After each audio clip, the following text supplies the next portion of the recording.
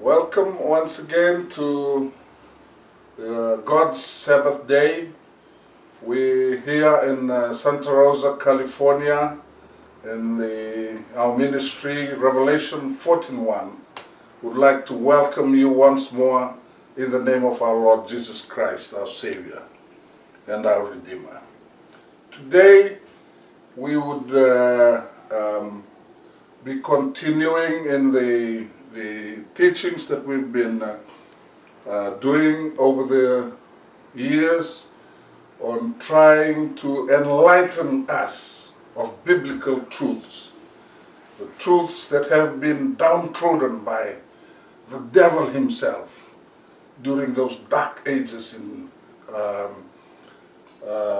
from 538 AD to 1798 AD. During this period of 1,260 years, the truth was downtrodden by the Roman Catholic Church. That today, when the Reformed churches moved out of the Catholic Church from 1517, led by Martin Luther, those truths have not completely been revived to the Christians of today.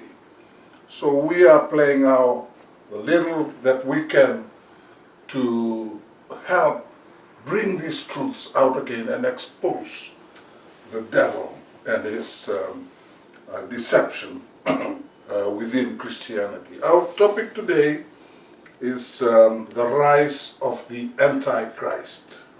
You can see there on the screen the rise of the Antichrist. We hear a lot about the Antichrist, and there's so many interpretations within Christianity today that we hear people saying that the Antichrist is yet to come. Some say that the Antichrist is already here. Some say that the Antichrist was this person in history. Some say that the Antichrist is this person in the future. We will see what the Bible, the Holy Word of God, tells us about this person, the Antichrist. In 1 John chapter 4, verse 3, it says, "And every spirit that confesseth not that Jesus Christ is come in the flesh is not of God. And that is that spirit of Antichrist, whereof ye have heard that it should come, and even now already is it in the world." So John, this is in the first 100 years after Jesus had died in 31 AD. John the Apostle, we know that he died in 95 AD. So 60 years since Jesus died. He was, for 60 more years, he was alive on this earth. And he wrote this, that the spirit of the Antichrist was already present there.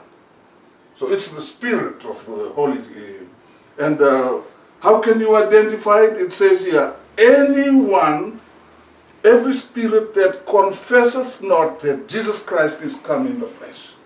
So it's saying that those who do not believe that Jesus left his heavenly abode to come down and be human like you and me, this is the spirit of Antichrist. So that's the spirit of Antichrist. And that happened right there during Jesus' time. The Jews themselves, Jesus' own people rejected him. They're saying, this is Joseph, the son of Joseph and Mary of Nazareth. How can he be God? How can he be the Messiah that we are looking forward to? That's the spirit of the Antichrist that was present right there. So that spirit started during Jesus' time. Because Antichrist is anti the Messiah. So Christ was telling towards the end of his ministry on this earth, he was telling them that I am the Messiah sent by God himself. And they rejected him. So that is the spirit of Antichrist, which was right there during Jesus' time. Deny that Jesus is the Christ. In 1 John chapter 2, verse 22 to 23, it says, who is a liar but he that denieth that Jesus is the Christ? Anyone who denies that Jesus is the Christ, he is Antichrist. So it can be you, it can be me, that denieth the Father and the Son. Anyone who denies that Jesus is the Christ, and we have some Christian churches who teach that Jesus is just a man, just like he's the son of Mary and Joseph. And they ignore Jesus' divinity. But here John is saying, if you deny him, who else are you denying? He is Antichrist, those who deny Jesus. When they deny Jesus, he denieth the Father as well. So you see, when you deny Jesus, you also deny the divinity of the Father. The Jews believed in God the Father. They did not believe in God the Son. They were waiting for their Messiah to come. Verse 23 says, whosoever denieth the Son, the same hath not the Father. He that acknowledgeth the Son hath the Father also. So it says that if you accept Jesus, you also accept his Father, God the Father. If you deny Jesus, you are also denying God the Father. That is how they are one, because they are one in character. They are one in purpose. They are one in everything. But they are two separate beings, God the Father and God the Son. But it says, if you deny the Son, you're denying the Father as well. The spirit of Antichrist. So the question comes, what does Christ mean? If you will see the last verse, it says, he that denieth that Jesus is the Christ. Sometimes we have just been saying Jesus Christ.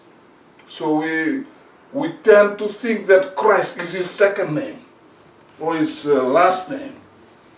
This is a question and answer that it's found right there at the bottom of the URL. It says www.godquestions.org. What does Christ mean? This is what it says. To the surprise of some, Christ is not Jesus' last name or the surname. Christ comes from the Greek word Christos, meaning anointed one or the chosen one.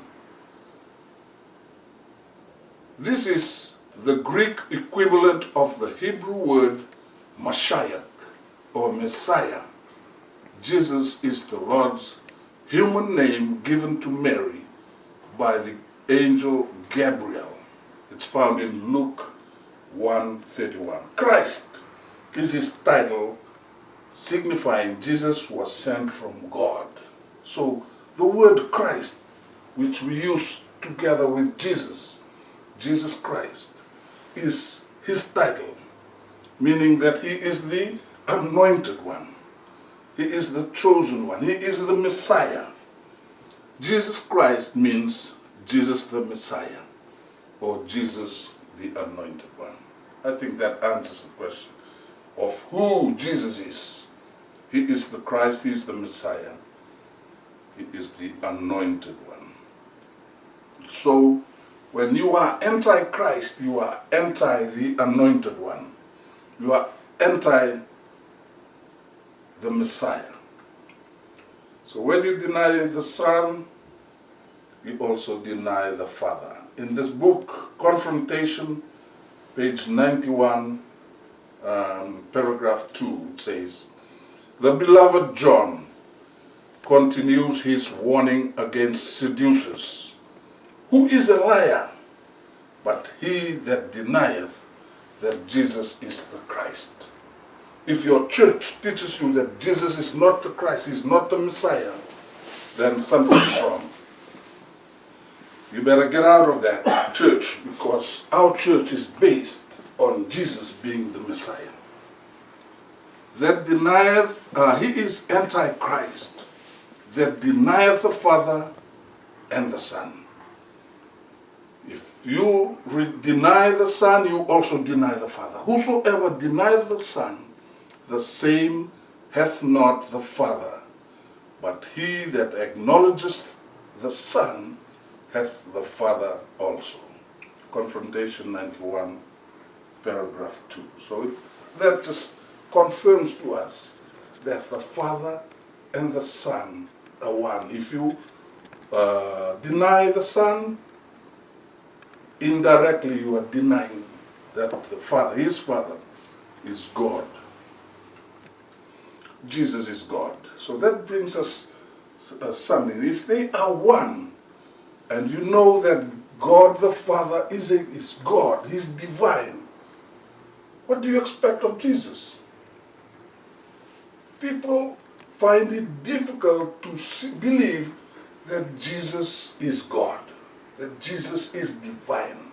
This is a struggle within Christianity of today, because this is one of those truths that I talked about in the opening, when the truth were downtrodden by the Catholic Church, right from 538 AD to 1798, during the Dark Ages, or the Middle Ages as it's known in history. This is one of the truths, that God the Father is the God, Jesus is only a man. Or in some interpretation, God the Father is the Father, or Jehovah. Jesus was partly God and is lower than God the Father. They are one. They are united. They are one in purpose. They are one in spirit. They are one in mind. So, but two separate beings, two separate persons. For many, in John, 2 John chapter 6, verses 6 and 7 says, "And this is love, that we walk after his commandment." This is the commandment, that, as ye have heard from the beginning, you should walk in it. For many, verse 7, "For many deceivers are entered into the world, who confess not that Jesus Christ is come in the flesh." This is a deceiver and an antichrist.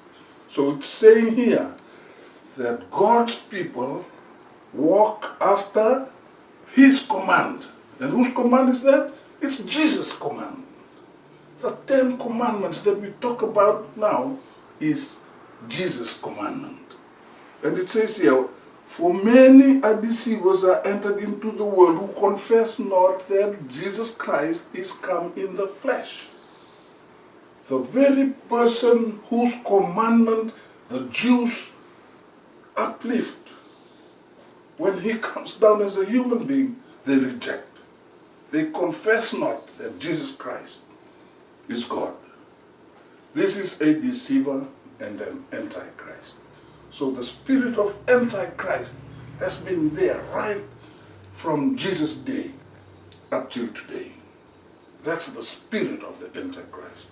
Let's just review what we've just quickly went through, so that we can come to the same understanding before we move on. I hope that we realize at this stage that we are talking about a God, the Antichrist, that the Christ that we talked about is a God in the verses that we've discussed.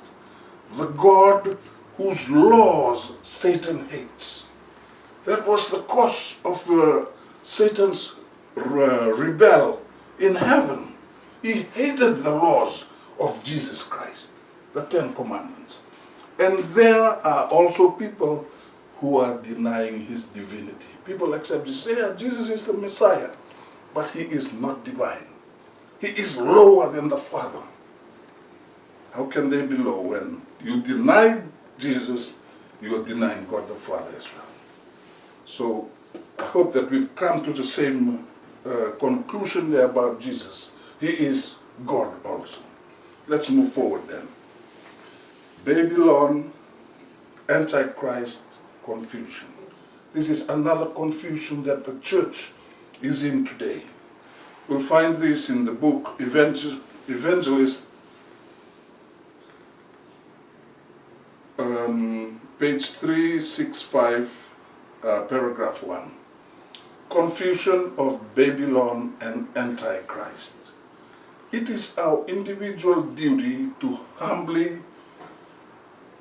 walk humbly with God. We are not to seek any strange message. So we've been taught about God.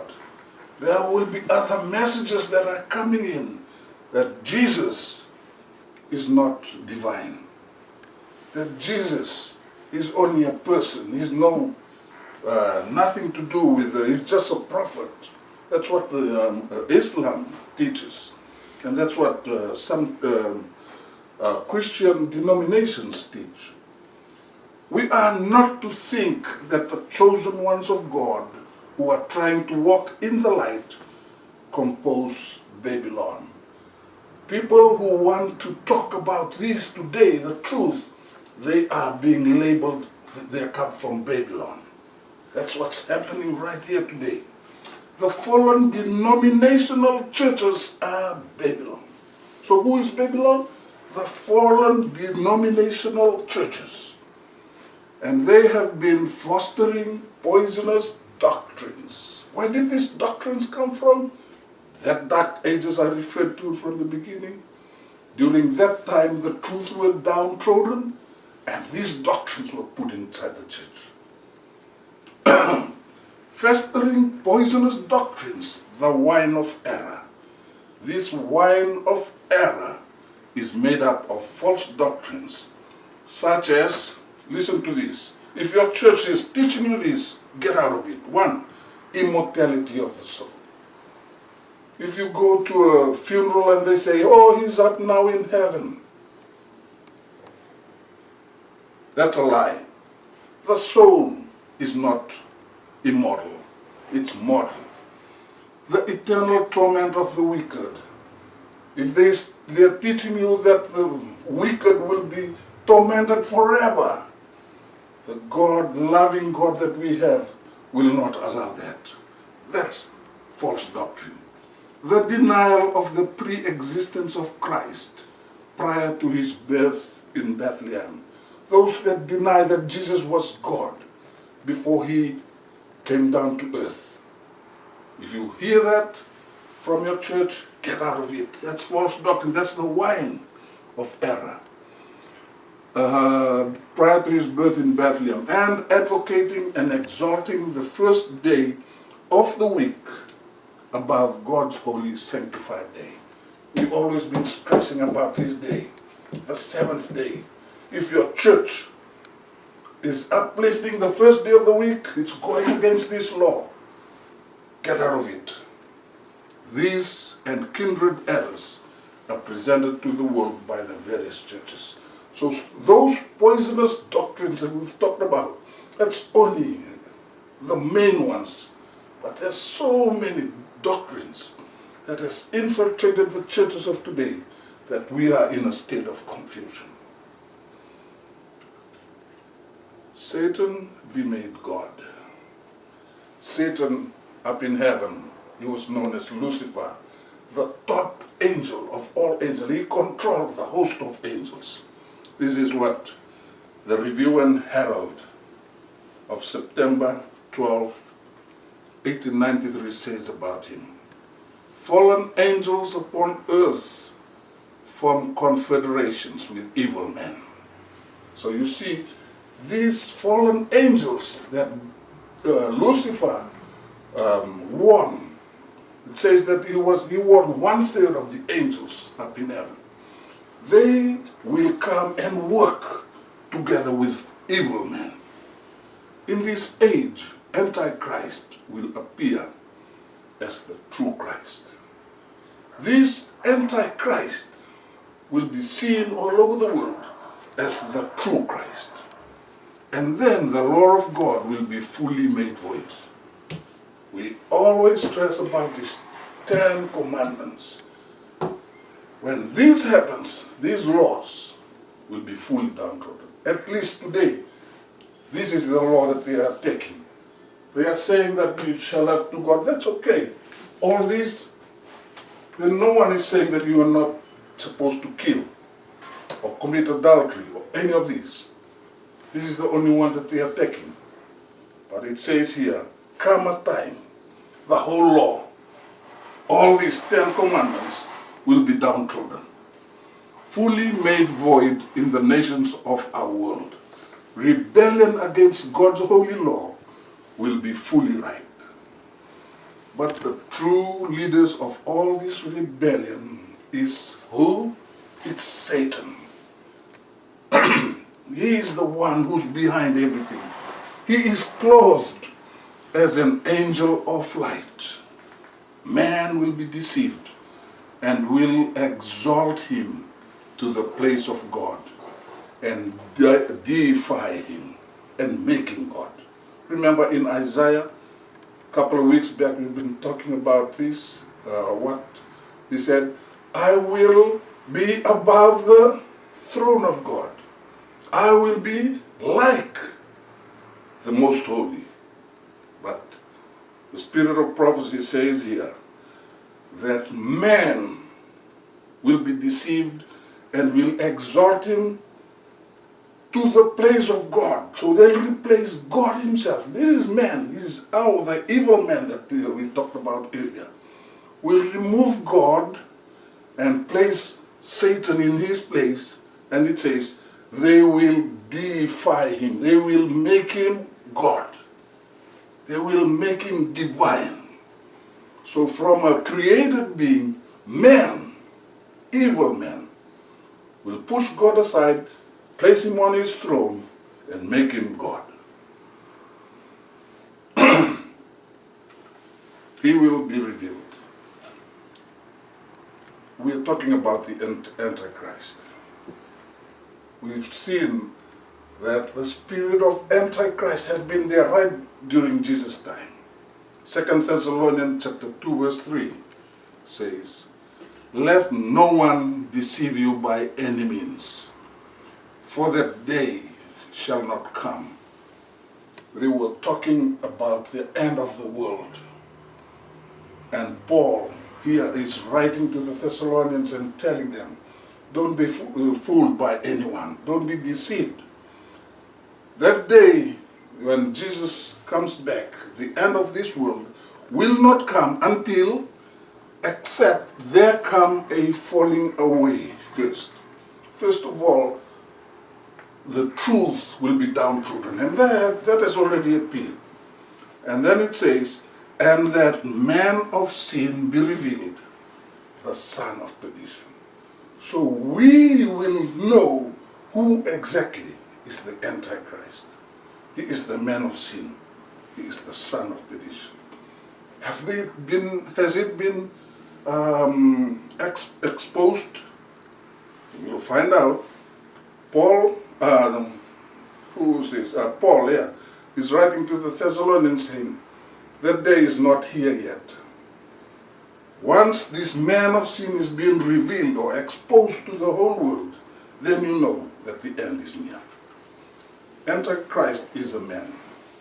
In Great Controversy, page 139, paragraph 2 says, Luther was as yet but partially converted from the errors of Romanism. We've talked about Martin Luther and the Reformation. He was the beginning of Reformation. But as he compared the holy oracles, he compared the Bible with the papal decrees and constitutions, he was filled with wonder. So he was a highly educated person out there in the universities controlled by the Catholic Church. And he was comparing the Holy Bible and the papal decrees and constitution. He was really surprised, and he's saying, this is what he recorded. I am reading, this is Martin Luther, the decrees of the pontiff, or the decrees of the Pope, and I do not know whether the Pope is Antichrist himself. So he's beginning to have doubt. He looks up at the Pope as the representative of Christ on this earth. But when he reads the Constitution and all the decrees written by the Pope and compares it with the Bible, he is beginning to have some doubt. I do not know whether the Pope is Antichrist himself or his apostles.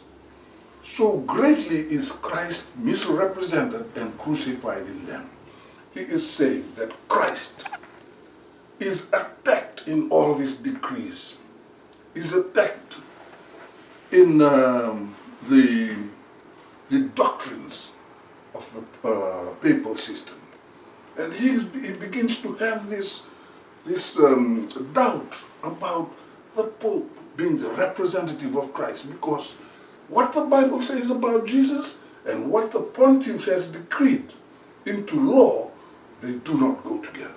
They are at loggerheads at one time. Yet at this time, Luther was still a supporter of the Roman Church and had no thought that he would ever separate from her communion. Martin Luther, as we've heard in past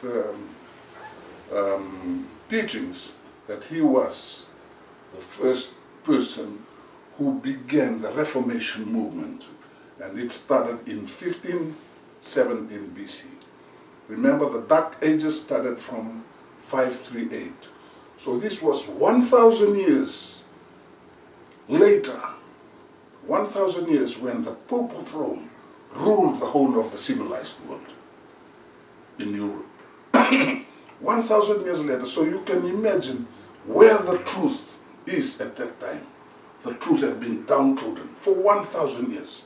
1517 is when the Reformation started by this man Luther, and he's beginning to question, where does this man, he's beginning to think whether the Pope is the Antichrist that is written about in the Bible.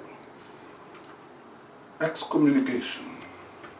Luther's opponents, because he saw that the doctrines and the Bible were at loggerhead, they did not complement each other. He began to teach. He began to talk about it openly and causing confusion among his congregation. Luther's opponents, burning with a desire for revenge, urged the Pope to take decisive measures against him. So Martin Luther was in Germany. The news about him preaching against the decrees of the Pope went right down to Rome. And the people who were opposing Martin Luther asked the Pope if this man should be punished for what he's doing. 60 days were granted the reformer and his adherents, 2 months, after which they did not recant. They were all to be excommunicated. So this is what the punishment that was given out by the Pope. They were given 60 days to recant, to take back what they've said about the Catholic system. They didn't, and they were excommunicated. It says further in paragraph 2 of the same page, that was a terrible crisis for Reformation. For centuries, Rome's sentence of excommunication had struck terror to powerful monarchs. It had filled mighty empires with woe and desolation. So this punishment of excommunication was feared by the whole civilized world then. No one wants to be excommunicated from the Roman pontiff. Even monarchs, the kings of all those countries ruled by Rome, they feared this excommunication penalty. But this is the same penalty that was given to this faithful man, Martin Luther. This is in paragraph 3 of the same page says, when the papal bull reached Luther, the bull or the decree that stated that he was going to be communicated, this is what Luther said: I despise and attack it. I don't, that papal bull or papal decree is, I don't care what it is. As impious, it's false. It is Christ himself who is condemned therein. He says, I'm telling you the biblical truth about Christ. When the Pope himself writes that against me, he is not only condemning me, he is condemning Jesus Christ. And then he further says, I rejoice in having to bear such ills for the best of causes. He says, you know, whatever the Pope wants to do to me, because I'm talking about the truth, I am happy. I rejoice. Already I feel greater liberty in my heart. For at last, listen to this, for at last I know that the Pope is Antichrist.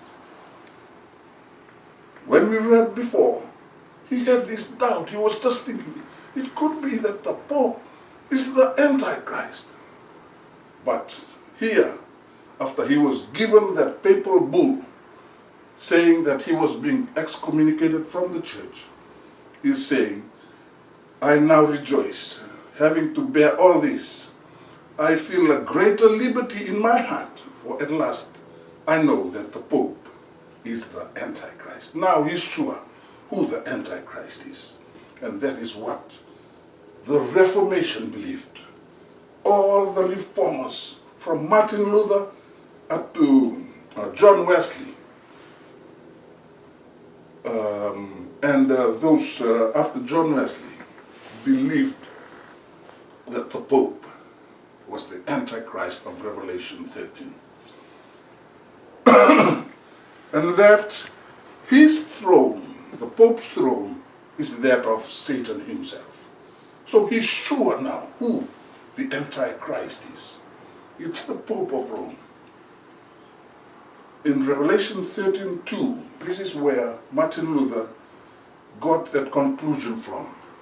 And it says, and the beast which I saw, this is John the Revelator, on the Isle of Patmos, being shown this vision. It says, the beast which I saw was like unto a leopard, and his feet were as the feet of a bear, and his mouth was the mouth of a lion. And the dragon gave him his power. The dragon, the Satan himself, gave this beast his power and his seat and great authority. So he says, whatever John wrote in 90 AD, I am now in 1517 AD, 1,500 years later. I'm seeing the fulfillment of that prophecy by John the Revelator. The dragon himself, Satan, gave the Pope his seat of authority. That's very strong words about the Pope that this faithful man of God is uttering here. In Revelation 13 verse 4 it says, and they worshiped the dragon. The whole world, the whole civilized world then, worshipped the dragon. This was openly visible to Martin Luther. He's saying, the whole world is worshipping Satan. He is the one who gave the power unto the beast. The beast is the Pope of Rome. And they worship the beast, saying, who is like unto the beast, who is able to make war with him. So they praise the beast for all the power That same power that brought fear into the hearts of monarchs at that time, the kings. But that same decree did not bring any fear into Martin Luther, but it gave him joy. He rejoiced because he knows that the prophecy about this beast is being fulfilled right there in his face by the Pope of Rome. So he is saying now that the Antichrist prophesied in Revelation 13 and Revelation 19 is the Pope of Rome. And Luther was against the beast. In Great Controversy 142, first paragraph says, "The weak and superstitious trembled before the decree of the Pope." While there was general sympathy for Luther, people felt sorry for what Luther was going through. Many felt that life was too dear to be risked in the cause of reform. So they say, "Oh, why is he so, the Pope is too powerful, just risking his life by telling the truth." Everything seemed to indicate that the reformers' work was about to close. So that papal decree saying you have been excommunicated, so Luther was going to lose his job as a priest and as a student in the universities of Germany. But Luther was fearless still. Rome had hurled her anathema against him, and the world looked on, nothing doubting that he would perish or be forced to yield. So everyone believed that Martin Luther was going to be forced to take his words back, to say, "I was wrong, the Pope is right." But did it happen?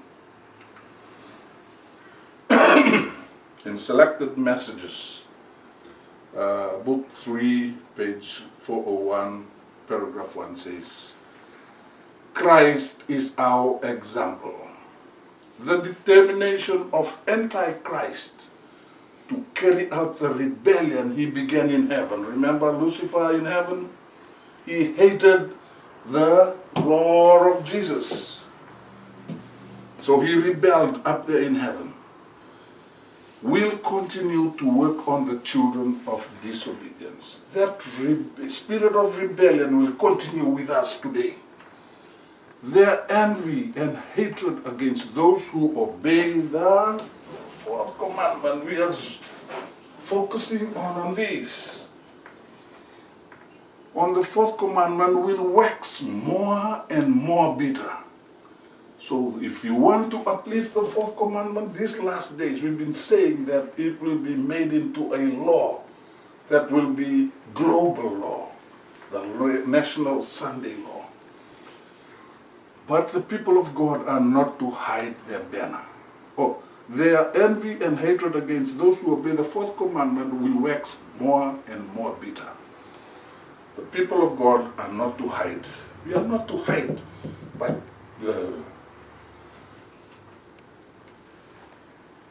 not to hide. They are not to ignore the commandments of God. And in order to have an easy time, go with the multitude to do evil. We should not give in easily. They should be careful not to condemn their brethren in faith who are steadfast, immovable, always abounding in the work of God. So this will be the focus in these last days, the fourth commandment. Everyone preaches about these other laws, other 9 laws, but it's only this one, but a small group, like the Revelation 14:1 ministry, is focusing on, because this is the focus in these last days, the fourth commandment. The commandment that Lucifer himself did not like up there in heaven, and that was because of his rebellion against the owner of this commandment, Jesus Christ himself. So let's just summarize by looking through history and what happened over this time. First of all, we found out that Satan rebelled in heaven against the one whose commandment he has to follow. He did not like following the law of Jesus Christ. It was only 10. But he said, no, I don't want to follow if it's his law, Jesus Christ. So that's the spirit of Antichrist right there from the beginning. He inspired the rebellious spirit through the ages. That spirit, which when in this teaching we found that spirit was right there when Jesus was alive on this earth, right there in Nazareth, right there in Jerusalem, right there in the synagogues. No one wanted to say that Jesus Christ is the Messiah. So that rebellious spirit came through. We are told of the Antichrist, a person representing a satanic system, will appear in these last days.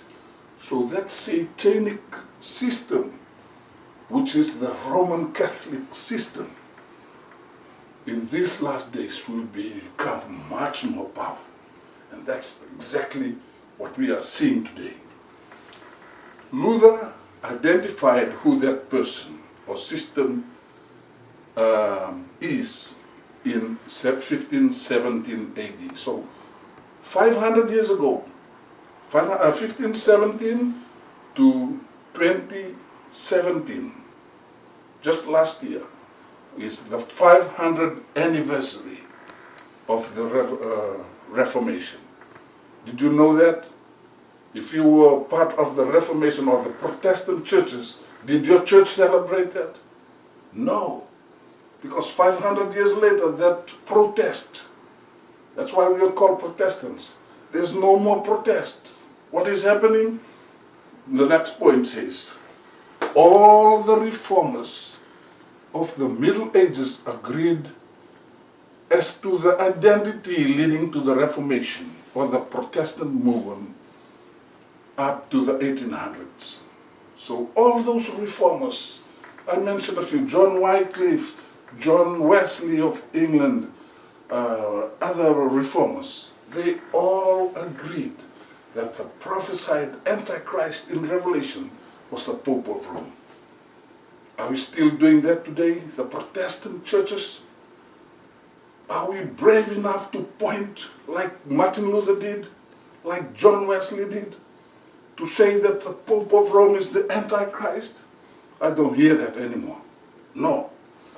Today, all these Protestant churches are fast moving back toward the Antichrist, signing pacts and apologizing for their past actions. Even the Lutheran Church have 2 years ago signed a pact with the Catholic Church, apologizing for what Martin Luther did in 1517 AD. The Methodist Church just signed an agreement, I think it was last year. All the churches, all the Protestant churches are going back to Rome. And who is Rome? The Antichrist who we are studying today. So they apologize for the actions of their leaders in the past, for protesting out of Catholicism. The ecumenical movement and the multi-faith movements, both authored by the Catholic Church, is the vehicle that's being used to bring these churches back to Rome. Listen to this, folks. Be aware, the ecumenical movement, if your church is within this system, get out of it. Because it's only pulling you back to Rome, where Martin Luther protested out of. Or the multi-faith. Today, you go on the same stage, Allah is worshipped, Buddha is worshipped, and Jesus Christ is being worshipped. What do you think about God who is sitting up there in heaven? Jesus Christ, who is making his judgment today. What do we think? What does he think about what's happening down here on this earth? We are all going back to Rome.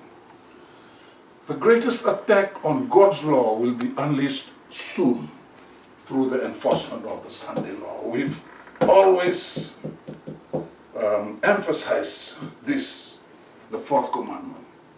Everything is done globally today, and that will include the enforcement of the satanic law, the national Sunday law. Pretty soon, brothers and sisters, we will be exposed. When we see that, if you are prepared, you will be like Martin Luther. Rejoice, because persecution is coming. Your death is coming soon. Martin Luther died running away from this system.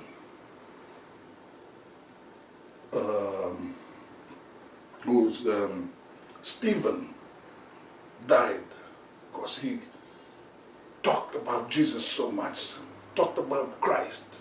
The Antichrist killed him. You and me, we will also die. So prepare for that.